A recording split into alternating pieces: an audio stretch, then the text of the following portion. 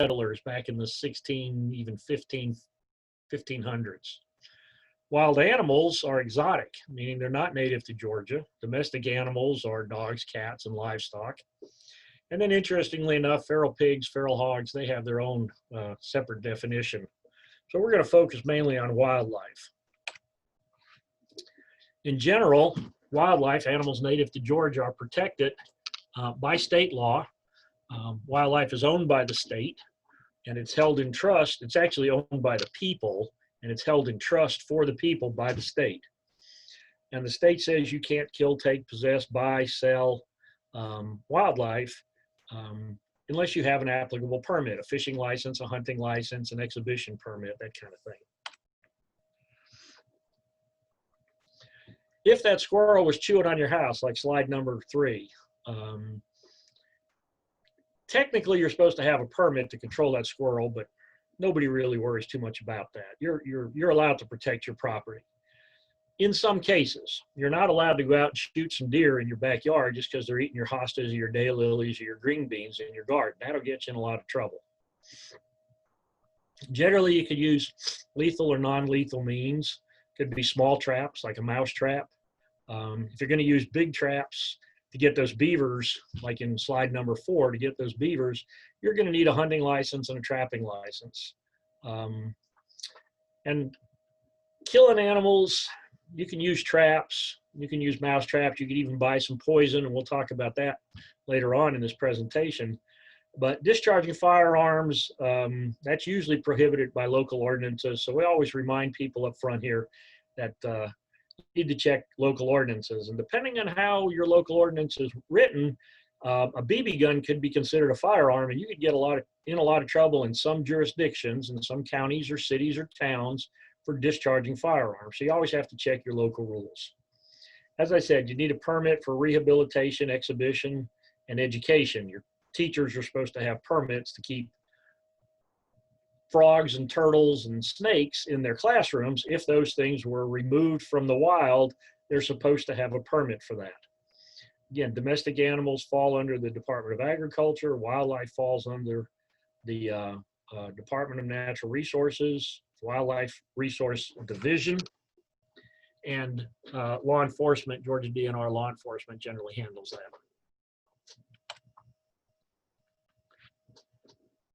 So you can generally remove or handle or kill non-native wildlife, and the law defines those as house mice, rats, pigeons.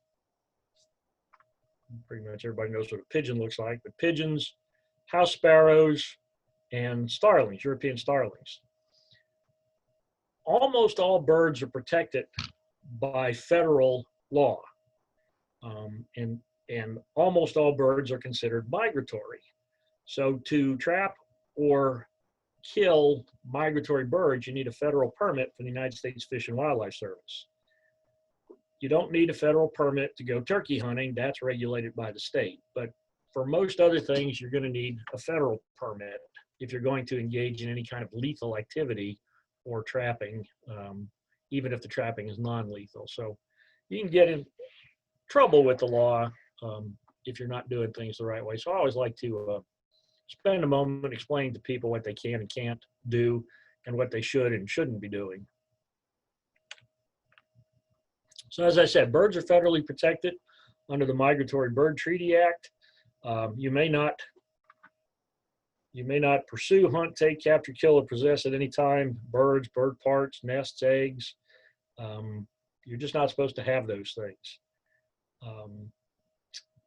Just as a little aside, if your grandmother told you that if a baby bird falls out of the nest, don't touch it, you'll get your smell on it, and then the mother will abandon it.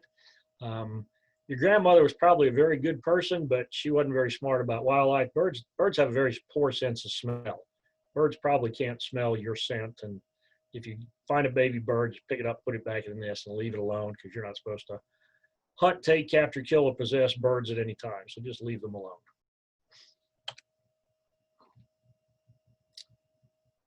I don't see any questions in the chat room, so I'm going to keep going. We have one question in the chat. Okay, go ahead. So the question was from Stuart, and they said, that they have pileated woodpeckers Yep. that are making a mess of the fascia on their house, Mhm. and they want to know what they can do. Okay, that's not an uncommon question. Woodpeckers are federally protected birds, so again, you're going to be limited as to what you can do.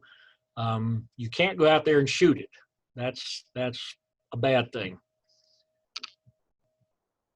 We recommend, and I'll get to this in the presentation, but trying to harass it and scare it away, or putting up some netting on the house that prevents it from getting to the fascia.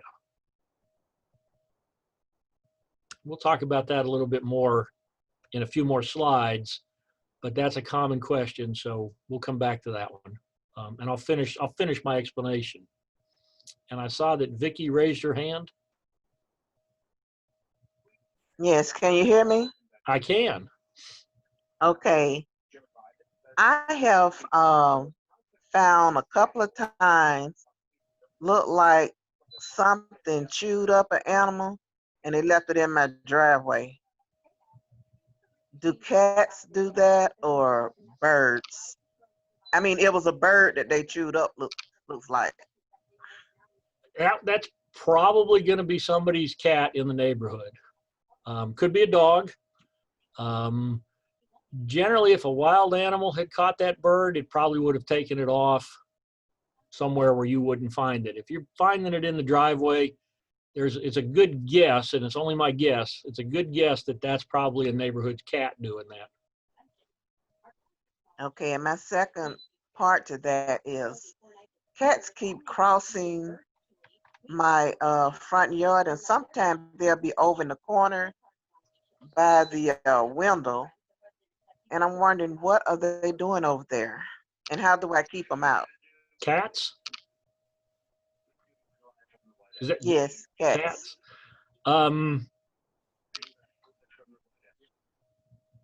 Over by the front window, is there a bird feeder or anything like that?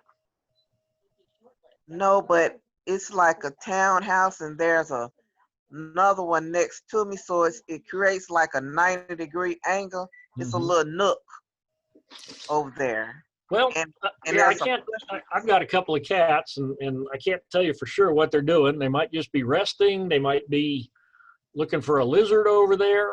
sometimes Maybe it they're smells hunting like for some bugs. feces or something.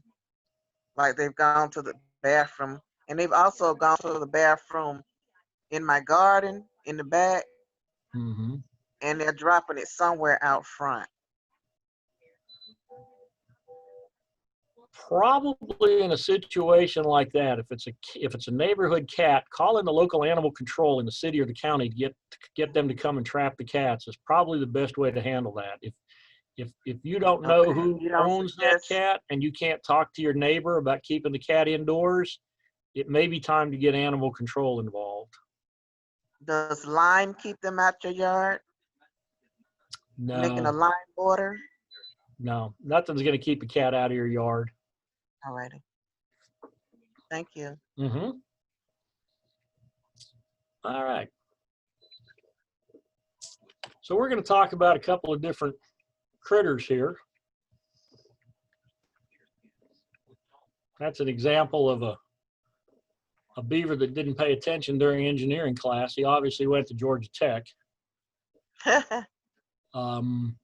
Nuisance geese is a problem in a lot of towns. Yeah. Golf courses, playgrounds, parks, recreation areas, state parks, ponds, farmers' fields. So nuisance geese are a problem. Beaver are certainly a problem in Georgia. Deer chewing on plants is a real problem. I get this question some. This is sapsuckers pecking holes on the bark, these little characteristic lines of round or square holes. The sap oozes out of that. Insects are attracted to it. And then the woodpecker comes to get the insect. People ask me, will that harm the tree? Eventually it will, but generally it doesn't really do a lot of harm. They're pretty widely spaced and it's not stripping all the bark off the tree. So generally that's not a real problem. for most homeowners. It's unsightly for some. Here's an example of that same cabin or cottage from back at the beginning slide. And you can see the homeowner tried to put a fence up, some wire here to keep the animal out. The problem is that he put the wire up, my guess is, while the animal was still inside the attic. And so the animal had to get out, so it just chewed a new hole. So trying to solve a problem, but not solving it, not doing it in the right way, just creates more problems. This is an example of creating more problems because he didn't make sure the animals were all gone before he sealed up the hole. Sealing up the hole is a good thing. But you got to wait till all the animals are out of the house. This is a problem we don't have here in Georgia. This is a bear problem. This is grizzly bears that in Montana that tore into that horse trailer. Everybody has problems. Sometimes the problems are a lot bigger than ours. Grizzly bears are a bit bigger than the kind we have around here. And rats and mice are sometimes a problem, and sometimes you never see them, but all you see is droppings. And so sometimes you can tell what animal you've got based on the sign that it leaves behind, whether it be a chewed tree like this beaver, or holes on the bark like this sapsucker, or chewed branches on your trees like these deer, or just droppings in your house, in your driveway, on your front porch, in your backyard, back on the deck. Sometimes we look for these signs to tell us what animals are causing problems. Some other questions that we get a lot are voles in people's gardens and foundation plants, squirrels. We at my house have an ongoing battle with the gray squirrels in our bird feeder, and I'm pretty sure they're winning the battle. Wild pigs are a real problem throughout all of Georgia, South Georgia especially, but every once in a while, even on the news in the Atlanta area, some wild pigs show up in urban areas. Generally, they're more of a rural problem, but they can show up in urban areas too. Chipmunks are a real problem for some homeowners, gardens, and flower beds. Moles are always a real problem for a lot of landowners with nice yards, landscape, sodded yards. Not too much of a problem in flower beds or gardens, but sometimes they are. They're out there looking for worms. This one's eating a worm. That's generally what they eat, worms and grubs. But the digging does cause problems. So given that range of problems that we have, where do you go to get help? And well, I put the Cooperative Extension Service on top. So just call Brandon. He'll solve your problems for you. His video is off right now, but I'm pretty sure he's not happy with what I just said. We do spend a fair bit of time trying to train our county agents so that they can provide information for landowners and homeowners on how to solve some nuisance wildlife issues, and then we're here to back them up and provide additional information. So the county extension agent is one place where you could go to get information on how to deal with nuisance wildlife. Georgia Wildlife Resources Division, they provide training and technical advice. And there's an agency of the federal government that a lot of people aren't familiar with. They're called USDA, United States Department of Agriculture, Wildlife Services. Again, most people don't know about APHIS, but they provide some pretty important services in the area of wildlife damage management. A lot of their biologists work on airports to keep the flying public safe. They don't have a biologist at Hartsfield. Hartsfield has their own private company, but other airports employ wildlife service biologists, and military bases employ wildlife service biologists to keep geese and other birds out of jet engines, because that never mixes well, and keep wildlife off of airstrips and landing strips. Wildlife Services works a lot with farmers, and you can contract with their services for predator management, maybe coyotes, or out west, maybe wolves. They do work with cities, getting pigeons out of buildings on city property. They do a lot of work with homeowners associations, getting deer and geese especially, but other animals too, away from golf courses and ponds and that kind of thing. And then the last place to go for information or for help are private businessmen and businesswomen called nuisance wildlife control operators, or we refer to them as NUCOs. Nuisance wildlife control operators. And Miss Vicky asked about the cat, and I said animal control. Animal control is a county service or a city service that will come and get the dog or the cat, dog catchers and that kind of thing. NUCOs, nuisance wildlife control operators, they go a little bit past that. They'll go into your attic and they'll get the squirrels, they'll get the bats out of your attic. The county animal control generally won't do those things. NUCOs will, so you hire them to solve some wildlife problems. NUCOs are licensed by the state, and they operate as a for-profit business, just like your automobile mechanic or the guy that cuts your lawn or the guy that is the plumber or the electrician at your house. The NUCO would be in that category, and you hire them individually, one-on-one, person-to-person. There's a list of people who are licensed by the state. I've got the list. Georgia DNR has a list. Most of the county agents have access to that list. I keep it in a PDF file on my computer so that if somebody calls me from such and such a county with a problem, I could quickly look up who the licensed NUCOs are in that county. I could pass those names along, and then you go and work with them and hire them. But if you ever need that information, again, Extension has it, and I can get it to you also. So some rules of thumb while we're dealing with wildlife.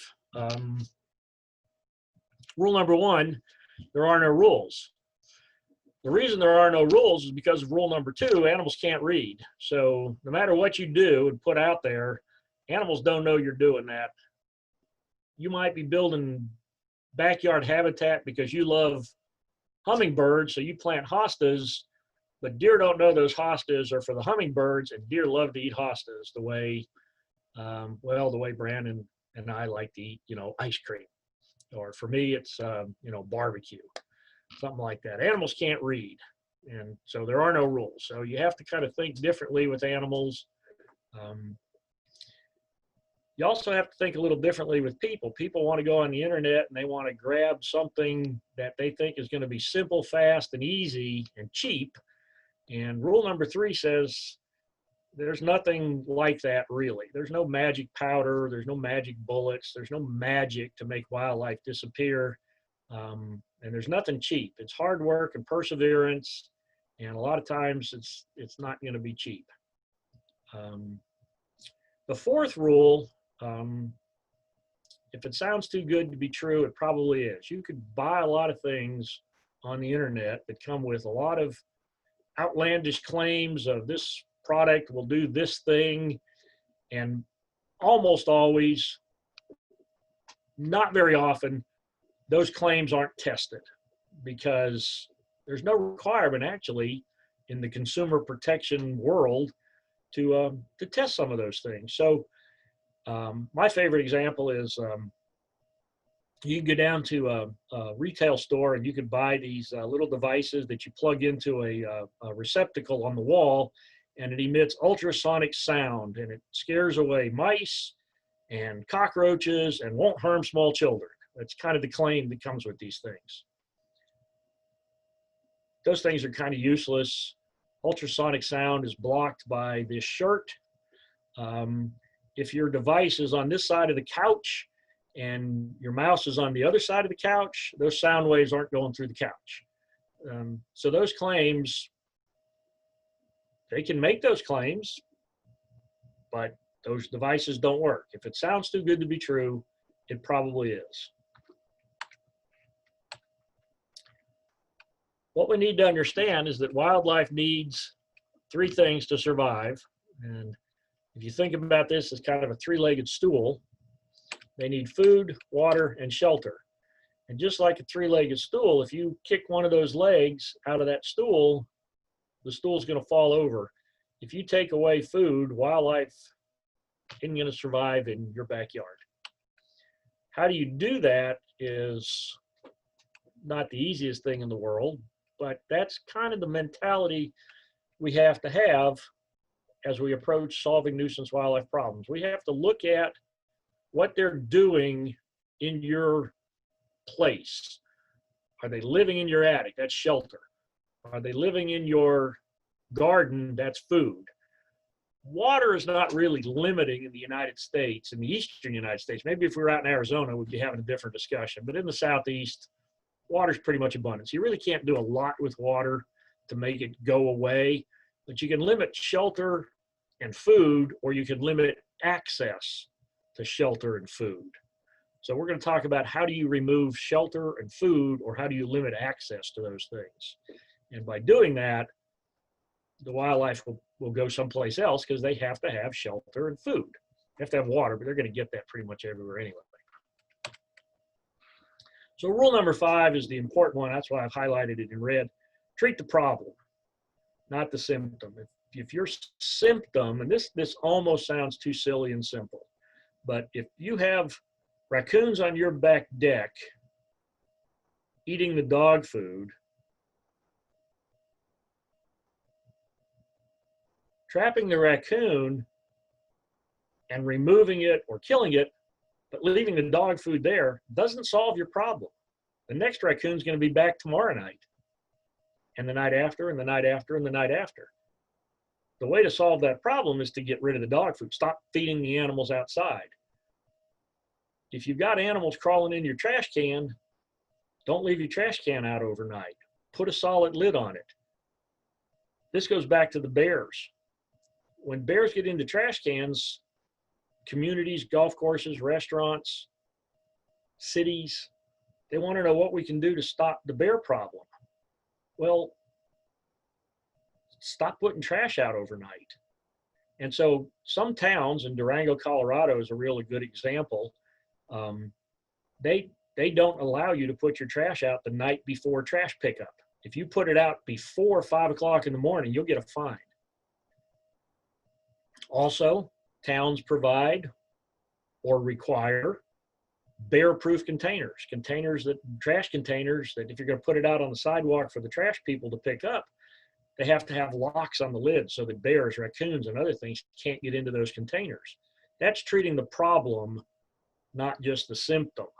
And that's what we mean by treating the problem, not the symptom. Again, it sounds real simple, but getting cities to require bear-proof trash cans, or getting people to stop feeding their cat or their neighbor's cat or their animal outside on the back deck, that's a human problem. That's an education problem. And we need to educate people not to do some of the things that are attracting the wildlife, which then cause the problem.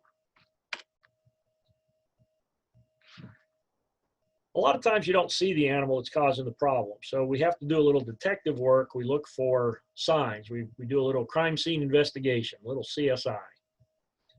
I showed you that one slide of the droppings of mice and rats, but maybe you don't know what's eating the things in your garden, but you see some droppings. And so if you know that deer droppings look like pinto beans and rabbit droppings look like peas, then you know whether you got deer in your garden or rabbits in your garden. And yeah, you've lost your garden, but knowing what caused you to lose your garden is important, because you don't really treat a rabbit problem the same way you treat a deer problem. So you have to know what the culprit is or who the culprit is. Digging is the same thing. Chipmunks dig little bitty holes.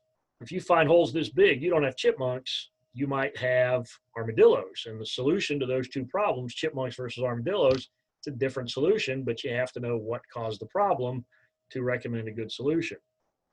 Chewing and gnawing, again, same sort of thing. Noises in your attic. When do you hear the noises? Where do you hear the noises? If you hear the noises behind the wall, you probably don't have squirrels or bats. If you hear the noises in the attic, you could have squirrels, bats, mice, maybe some other things.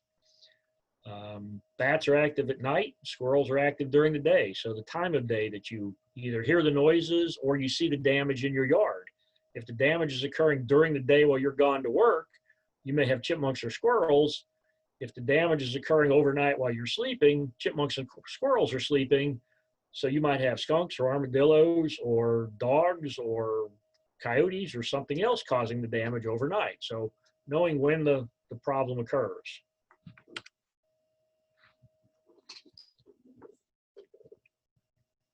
What are our options for dealing with nuisance problems? We know there's some laws that tells us what we can and can't do. We know we might need to have a permit. Maybe we don't, but maybe we do. We've decided that the problem is in this place. We've diagnosed it. We saw tracks, scat, gnawing, chewing. We got the time of day down. We know, we think we know what the problem is. Now, how do we deal with it?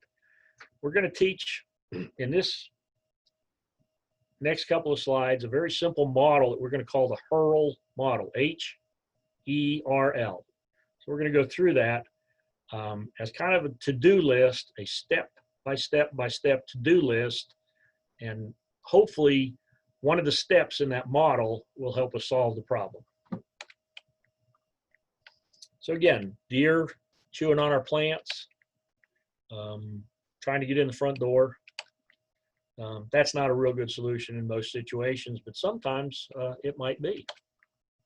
So again, the habitat, the nuisance control model, HERL, H-E-R-L. H stands for habitat modification or harassment. We're going to change the habitat, or we're going to harass them and annoy them so that they just want to go somewhere else. Those are two different things. Exclusion, repellents, relocation, and the last step is to remove them permanently, lethal control. Maybe not a solution for some homeowners, but again, depending on the situation, you may just want to set a mouse trap. Just forget H-E-R and just go straight to L and set a mouse trap. That might be the simplest solution. So depending on the problem, depending on the circumstance, depending on the situation, one of these 6 things might help us. So habitat modification, anything that makes your yard unattractive, removing food or shelter. The problem with habitat modification is a lot of us want to build wildlife habitat in our backyards. And I use myself as an example a lot of times. My wife likes daylilies and hostas. Daylilies are pretty, hostas are wonderful for hummingbirds and butterflies. But deer really like hostas. And deer can't read, that's one of the rules. So they don't know those hostas and daylilies are for butterflies. They think she planted them for them. We have a human-wildlife conflict. We also have a human-to-human conflict because when the deer eat my wife's hostas, it's my problem and my fault because they're my deer. She thinks I know how to solve problems. Wildlife needs habitat. We've been through that already. So sometimes just changing the habitat, mowing the grass, cutting down a dead tree might get rid of those pileated woodpeckers. Removing piles of brush that the mice live in might get rid of the snake. How does removing a pile of brush to get rid of mice solve a snake problem? Well, snakes eat mice. If you get rid of the mice, you won't have a snake problem. How do you get rid of the mice? Well, you get rid of the mouse's habitat or shelter. No mice, no snake. No shelter, no mice, no snake. So if your backyard kind of looks like this and you've got a compost feeder back there and a great big pile of brush that you're trying to compost, which is a lot of times a good thing, this might be where your mice are living. If you could get rid of that brush pile or mow all those weeds, you might solve some of your nuisance wildlife problems. Firewood's another problem. Sometimes leaves blow up to the bottom of a firewood pile if it's not up off the ground. And those leaves are great places for snakes to hide. So you go out there to get a piece of firewood and you step on a black snake or worse, maybe a copperhead. So sometimes just removing piles is a way to get rid of a nuisance problem. So mowing tall grass, removing brush piles, cleaning up an area. The other part of H then is harassment. And again, this is not all that terribly new. People are familiar with scarecrows. They've been around for thousands of years. And then there's some high-tech versions of that. The plastic owl. That's great for about a day and a half, and then the bird starts to build its nest right here between the owl's ears, because birds are pretty smart. They realize this plastic thing isn't going to hurt them, so they just land on it. This is looks like a beach ball. It's about as big as a beach ball. It's called a scary eye or scary eye balloon. Vineyards, orchards, wine grapes, they'll put these up in their orchards. They'll tie them on a string and hang them from a tree, and they'll spin in the wind. And it's supposed to scare animals away. It's a little better than these two because the scarecrow and the plastic owl, they don't move. This moves. If it's hung on a string, it moves in the wind. It spins a little bit. So this could be a little bit more effective to keep birds, say, away from some blueberries in your backyard or even in your garden. Shiny objects. People will put up pie plates, CDs or DVDs just on a string. And again, those things will also move and catch the sun. You could also buy tape. It's called Mylar tape. It's rolls of material that they make the happy birthday helium balloons out of, and they'll string those up. And so the lady that asked about the bird question, I told you we'd get to that. One of the things you could do for those pileated woodpeckers that might be bothering your house is to hang some shiny objects, either the pie plates or the CDs or this Mylar tape from the area where the birds are. And a lot of times that shiny object and the movement of that shiny object, and this Mylar tape comes in rolls about that big, and it could be an inch wide, could be wider. It's very inexpensive, but just the slightest little breeze makes that move and shimmer, and that could be just enough to scare your birds away. So harassing them is what I was getting at. I told you I'd get back to that eventually. Owls, snakes, spiders. Again, animals get used to those things. People put them up and then they find out they don't work real well. I will tell you one thing though, that some research suggests that if you put a plastic spider on some elastic so that it moves and bounces, a lot like this scary balloon, it's more effective than just putting a plastic spider or a plastic stake on the side of the house. So again, the movement seems to scare the animals itself. They get real used to that really fast. And sometimes loud noises. Distress calls. Maybe not something that homeowners can do, but it's done in airports. It's done in farmers' fields. It's done at catfish ponds and aquaculture. I was reading a paper in the scientific literature about a week or two ago. It's done in Lancaster, Pennsylvania, to scare crows from roosting at night in the city park in downtown Lancaster, Pennsylvania. They had lots of crows and they played these loud distress calls just long enough to get the animals to move. Because it was downtown, it wasn't really bothering citizens, but probably not something you want to do in your neighborhood where you're going to keep your neighbors up all night. So again, some things work in certain places. So a lot of different options. Another thing that we use, what we call pyrotechnics. Think of bottle rockets on steroids. We use pyrotechnics to harass animals away from water towers, sometimes golf courses, cell phone towers, vulture roosts. We were up in Carnesville, Georgia back in the winter, and there was a vulture roost near the elementary school. And so we fired off some pyrotechnics, some bottle rockets with a special pistol. And as the birds were coming into roost, we kept firing these bottle rockets up in the air.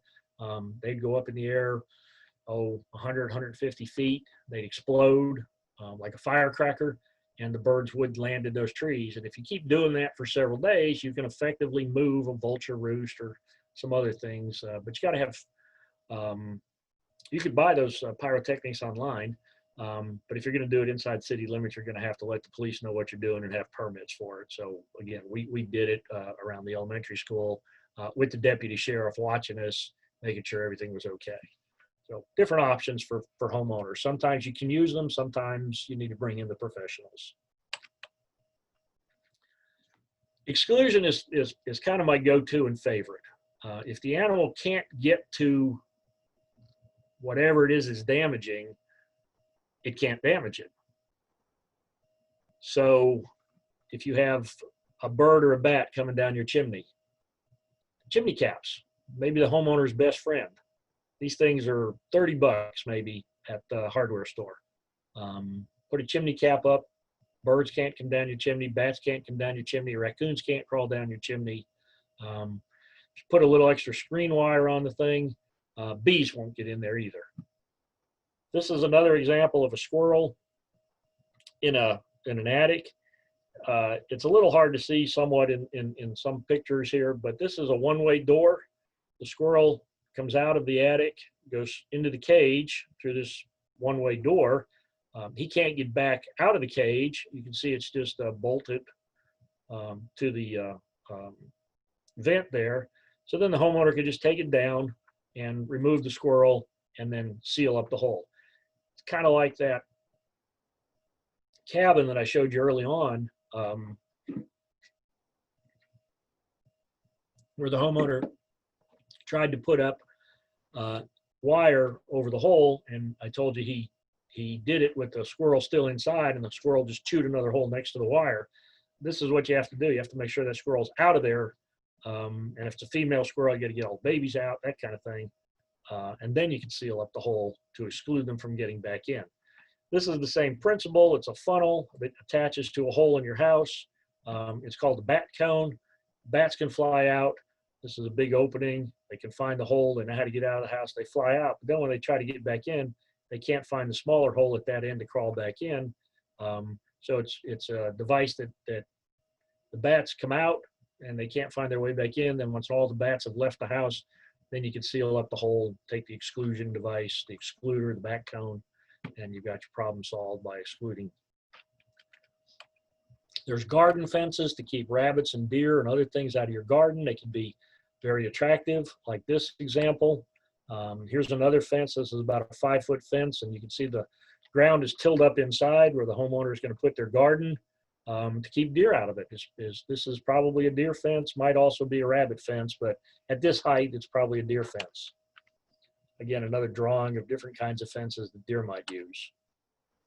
Other kinds of barriers, metal spikes that you could put on poles or window ledges. Again, not oftentimes done by homeowners, but cities will do this, churches will do this, schools will do this to keep pigeons off the area.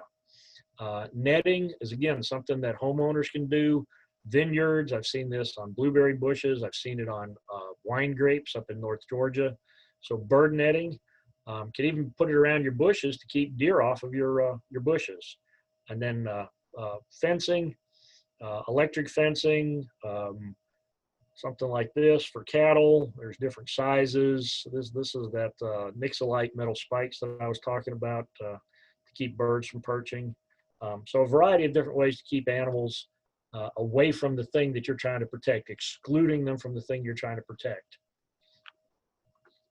So that's habitat modification, harassment, and exclusion. Repellents, we could spend hours and hours talking about repellents. Some work, some don't. Why do they work? Well, sometimes they instill fear in the animal. Sometimes they make the product, the plant, taste bad. Sometimes they smell bad and the animal doesn't like the smell. So some examples here. There are sulfur compounds, urine-based products that you can spray. Going back to that email that I got about at the beginning of this presentation, the lady wanted to know if you could spray coyote urine on her corn to keep the rats out or the mice out. Probably not, but in a smaller situation in a garden or in your front yard, you might be able to spray something that instills fear in the deer or the rabbits. Generally, fear is not the way we recommend working with these animals. Generally, we're doing taste and odor. So we're trying to make the plant smell bad or trying to give them a foul taste. Things that give them a foul taste might be garlic oils. Hot sauce is a deer repellent. And then odor repellents. One of the common products that you could purchase to spray on plants to keep deer from eating them are basically rotten eggs. putrescent egg or putrescent egg solid is oftentimes the active ingredient, and it just makes the plant smell bad. A word of caution, you don't want to be spraying rotten eggs on your garden plants. You don't want to be spraying that on your spinach or your kale or your lettuce. That's for foundation plants, for landscaping plants. So read the labels and follow directions. A lot of problems with repellents. They can be effective. Sometimes they work, sometimes they don't. Sometimes they work for one person and the neighbor, they don't work at all for the neighbor. Sometimes they work this year, and what you sprayed this year that was effective, next year it won't work. The animals get used to these things. You have to put repellents out before the animals learn to come to your yard to feed or eat or find groceries. Sunlight and rain either break the repellents down or wash them off. So almost all repellents have to be reapplied every 7 to 10 days or after a rain. Repellents can work in certain situations. It depends on how hungry the animals are, and repellents are usually sold for deer, rabbits, not so much for squirrels and other things. But depending on how many deer you have in your neighborhood, depending on how much food is around, depending on whether you get the repellent out early in the season before the animals learn to come to your yard, those things will help make the repellent more effective. What about cayenne pepper? That's a question from the chat. Cayenne pepper or any kind of a hot sauce is usually a very good repellent for deer, rabbits, and you could also put it in your bird seed to keep squirrels away. The way the nerve works between your tongue and your mouth and your brain is that mammals like deer and rabbits and squirrels are very sensitive to hot sauce, and birds are not as sensitive. So think about your friend that could go and eat wings with you, and they get the hottest of the hot wings, and me, I eat like, sugar-coated wings because I don't like hot sauce. Birds, they can eat the hottest of the hot, and most mammals don't like hot things. Peppers, cayenne peppers, habanero peppers, any kind of hot sauce. So good question. The other thing that comes up, and this goes back to what I've said a couple of times this evening already, related to if it sounds too good to be true, and I found it on the internet. A lot of people try to put mothballs out for things. There's a whole long explanation behind all this, but mothballs are a chemical. They're labeled for use on moths indoors on wool clothing. They're a chemical that's regulated by the federal government. They're a pesticide, and if you use them in any other situation, you violated the federal pesticide laws. So you shouldn't be putting mothballs in your attic to get rid of bats. You shouldn't be putting mothballs under your crawl space or under your garden shed to get rid of skunks or raccoons. They're mothballs in the house for moths on wool clothing, and they definitely are not snake repellents. Don't use them for snakes. I could spend a lot of time talking about Dr. T snake away powder, but let's just say that Dr. T snake away powder doesn't work. It's been proven many times to not work. Snakes can't smell in the first place. And you don't need to be sprinkling this stuff around the yard thinking that it's going to keep the snakes away and then have a whole bunch of weeds with mice attracting snakes. So you got to be doing many things like habitat modification like we talked about, but mothballs and naphthalene, the active ingredient in mothballs, are not an animal repellent. You shouldn't be moving animals around if you catch something. It's okay if you catch something in your attic and turn it loose outside, but you shouldn't be taking it down the street and letting it go. That's pretty much of a death sentence, and I could spend a whole long time talking about why that is, but we don't have enough time. So I'm going to skip ahead and just tell you don't be moving animals around. It's generally illegal. And it's generally a death sentence for the animals. So I'm just going to leave it at that. Better to solve with other methods, add stress, often death results, don't do it. And again, then taking this back to lethal control, we're getting close to the end. Trapping, I say it's not recommended for most homeowners. Again, mouse trapping is one thing, but going out and trapping coyotes that might be causing problems in your chicken coop, that's best left to the professionals. If you are going to trap chipmunks or you are going to trap mice, There's a right way and a wrong way to do it. So with a little bit of time that we have left, I thought I'd run through a couple of methods. That's your basic mousetrap. You don't need fancy bait. Cheese works really good. I'm sorry. Cheese doesn't really work all that well. Peanut butter works really good. You don't need fancy baits like cheeses and things like that. Generally just peanut butter. Glue traps, not a big fan of them. Some people say they work. I don't think they work real well on catching things. But that's what a dead mouse looks like in a trap. We'll move right along.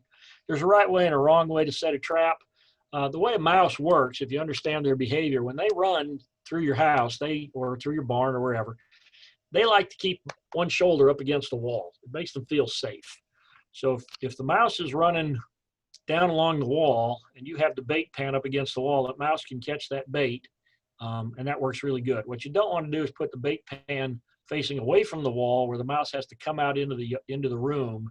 They're not real comfortable with that. And a lot of times they'll just run right over the trap and keep on going. If you're going to face it in one direction, you better put in two, one from the left and one from the right, because you don't know which way the mouse is going to come. But just keep that little bit of advice about mouse behavior in mind. That's how the proper way to set a mouse trap is. Set it near the wall. Probably peanut butter is all you need for bait, and they generally work real well. Poison baits, my caution here is never use poison baits inside the house. It could be a hazard for children.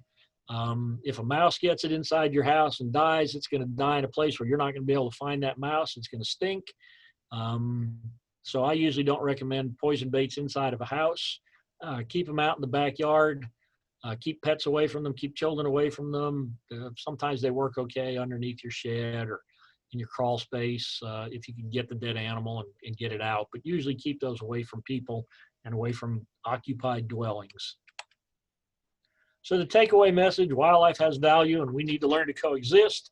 Not always the easiest thing in the world, just need to coexist. This is a quote from one of the textbooks I use in my wildlife damage class. A rancher was being told about just learning to coexist. And he said, you want to sterilize my coyotes? Perhaps you don't understand the problem. The coyotes are eating my sheep, not mating with them. Sometimes coexisting is not an easy thing to do. As I said, sometimes we create the problem. We build beautiful landscapes. We invite wildlife into our yard. They can't read. They don't follow the rules, and they eat all our hostas, or they eat all our bird seed that we put out for the birds, and the squirrels eat it all.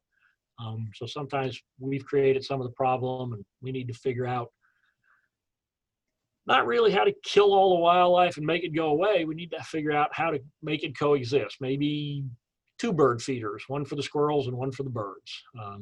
Might be something less simple like that.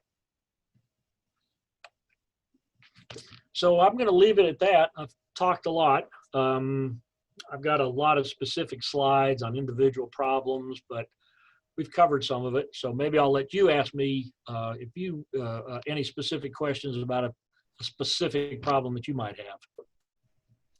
So we got a few questions in the chat. So the first question was from Mary Keith, and she asked about woodpeckers building nests in ferns and I guess flower pots. Yeah, we like to put ferns on our front porch, and we don't have a woodpecker doing it, but we generally have a wren. We let them live there. As far as if you have flower pots outside, you've created habitat, the birds are going to come to live there. So other than putting a net over it of some kind to keep them away, to physically exclude them from getting into the flowers or into the fern, there's really nothing else you could do. Remember, birds are protected and birds' nests are protected. So if they're building a nest, and they don't have an egg in it, it's just a pile of sticks and you could clean it up. Once they lay an egg in it, it's a nest and it's federally protected. So you probably shouldn't be messing around with it. So the best thing there is to try to keep them out in the first place, put a net up over the ferns so they can't get in the first place. All right, next question we have in the chat is from Susu, and she just turned on her video. So you can unmute yourself. She had a question about a fox. Oh, you got Is that the same? Oh yeah, that's right. It was a fox, right? Go ahead. Okay, so twice we saw a fox in our yard. At night, I just happened to be looking out the window and I saw its behind go under the deck. Realized that the lattice was broken. Mhm. Then about 2 mornings later, that was at night, 2 mornings later, my son saw one coming through the yard and jumped over the bushes and went by the stairs. Now we see there's a hole kind of under the stairs. Mhm. Mhm. So I went to the internet, thank you very much, and so vinegar. I mean, I poured vinegar. Okay, don't pour vinegar. Because I'm like, you know, they don't like the smell of vinegar according to the internet. I believe that. I was wrong. Well, I don't know that you were wrong. And I did talk about putting out repellents, and I said that some ways the repellents work is they make things smell bad. Right? I know of no research that looks at vinegar as a way to repel a fox. So what I would recommend in a situation like that is prevent them from getting into the hole in the first place. So if there's a hole in the lattice going under the deck or something like that, you've got to repair that hole Repair the to lattice. keep them from getting in. Okay. The other issue with foxes is and I'm not trying to scare people, and I kind of avoided this because it gets us down it gets us into the weeds or down the rabbit hole, as they say. Yes. Foxes have rabies. Right. So you really don't want them around your backyard. Right. So in that kind of situation, if repairing the lattice and sealing up the hole is not enough to discourage them, you might want to bring in a professional trapper to get rid of them. Okay. Because we did as far as the vinegar, I can't say it does not work, but I've never seen any research or anybody's tested repellents on foxes. Okay. All right. Haven't seen him. This has been several weeks ago. Mm-hmm. Haven't seen him since, but we do have a repair person coming on Friday to take care of that, and then we'll have him look under, make sure he's not there. All right, and anything he does, if it's a place where the animal's going under a fence, under a lattice, or anything, make sure that the repair is down into the ground so they can't dig under it. Down into the ground. Okay. So maybe a foot or two down in the ground. If they're doing some repairs, maybe they want to put some wire down in there. Okay. Dig a small trench and put a wire in it. Okay. Thank you so much. Mm-hmm. And the wire can be simple. Chicken wire is cheap and easy to come by at the hardware store. That might be all you need for around your garden or just under your lattice. Okay. All right. Thank you very much. I appreciate that. All right, and Rand asked about how do you tell if a bird nest is active, but I believe you just answered that question. They should look for the presence of eggs, right? Right. And if the birds, you can watch if the birds are coming in and out, but once they put an egg in it, it's now not just a pile of sticks, it's now an active nest, and you can't damage it. You have to wait till the birds leave, grow up and fly away.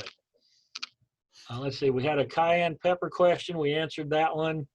Armadillos. Yep.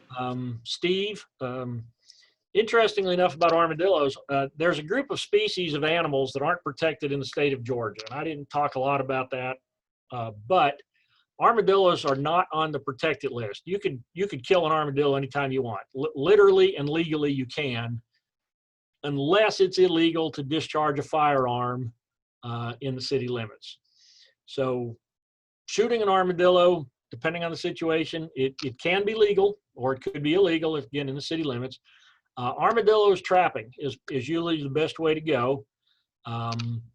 A wooden box trap with double doors at each end so the animal can see through it, and it goes in and it hits a little trigger in the middle and it closes both doors. That's my go-to animal trap for armadillos. A couple of things about an armadillo trap is when you put the trap up, take some kind of board or fence or log or anything and build wings that funnel the animal into the trap. And you can see pictures of how that's done on the internet. the other thing I'll say about armadillos is you can buy things on the internet that are labeled as armadillo bait. And even though Miss Susu, I don't know anything about seeing any research on vinegar for foxes, I know there's research on armadillo bait, and I know there's no research that says armadillos come to bait. You could buy stuff, but I would not waste your money on it. Armadillos are not attracted to bait except for that one armadillo that didn't read what I just said. But don't waste your time on a lot of armadillo bait. Just a box trap with wings that funnel them into the trap. That's the best way to catch an armadillo. You might want to put it near the hole. You might want to put it where it's traveling. You might want to build a fence in your backyard. Depending on how big your yard is, you may need 5, 6, 7, 8 pieces of boards, but funnel them into the trap. They're actually not that hard to catch if you kind of know where they're coming from or where they're traveling, and you can see that with their diggings. And you just might have to spend a few days trying to observe them. But armadillos, they're a nuisance because of the way they dig in flower beds and things. But trapping them is one of the best ways to get rid of them.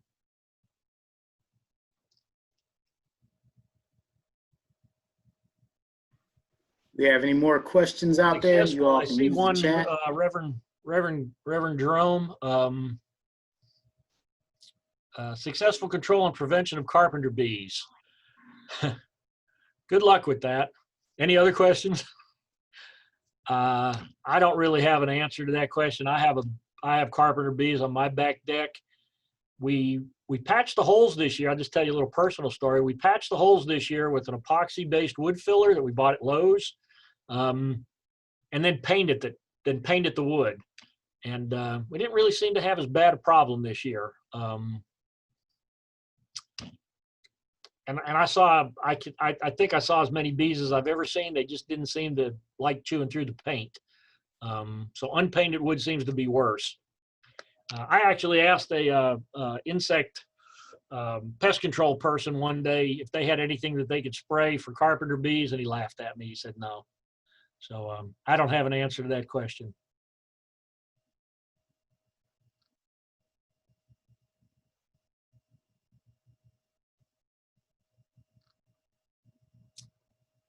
Miss Susu is nodding, but your microphone is still muted.